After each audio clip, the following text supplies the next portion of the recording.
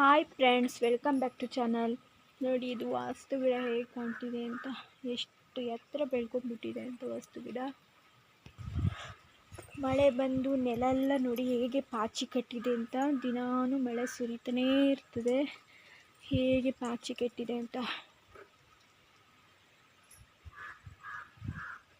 ಬಿಸಿಲು ಬಂದರೆ ಚೆನ್ನಾಗಿರುತ್ತೆ, ಇಲ್ಲಾಂದರೆ ನೆಲದಲ್ಲಿ ಓಡಾಡೋಕ್ಕೆಲ್ಲ ತುಂಬಾ ಕಷ್ಟ ಆಗುತ್ತಲ್ವ. ಮಳೆ ಜಾಸ್ತಿ ಅದರಿಂದ ಹೂವಿನ ಗಿಡಗಳೆಲ್ಲ ಹೇಗಾಗಿಬಿಟ್ಟಿದೆ ನೋಡಿ, ಎಲ್ಲ ಒಂಥರ ಅರಿಶಿನ ಬಣ್ಣಕ್ಕೆ ತಿರುಗಿದೆ.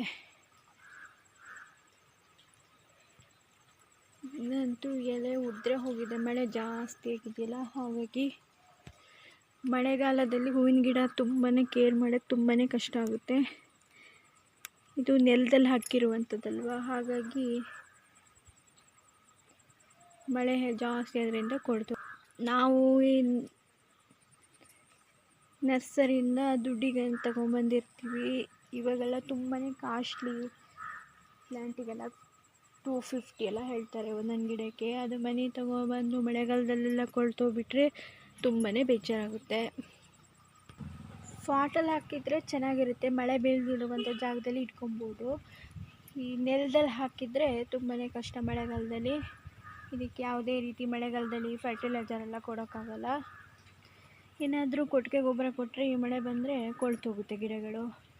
ಮಳೆಗಾಲದಲ್ಲಿ ಗಿಡಗಳನ್ನು ನೆಲಕ್ಕೆ ಹಾಕಿರ್ತೀವಲ್ಲ, ಅದನ್ನೇ ಕೇರ್ ಮಾಡೋಕ್ಕೆ ತುಂಬಾ ಕಷ್ಟ ಆಗುತ್ತೆ.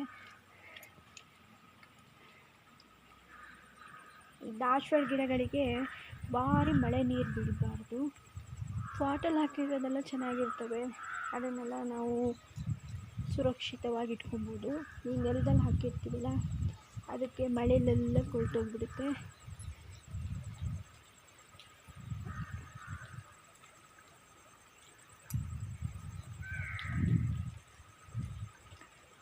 ಫಸ್ಟಿಗೆಲ್ಲ ಮಳೆ ಇಲ್ಲ ಅಂತಿದ್ದು, ಈಗ ತುಂಬಾ ಮಳೆ ಬರ್ತಿದೆ ಗಿಡಗಳಿಗೆ.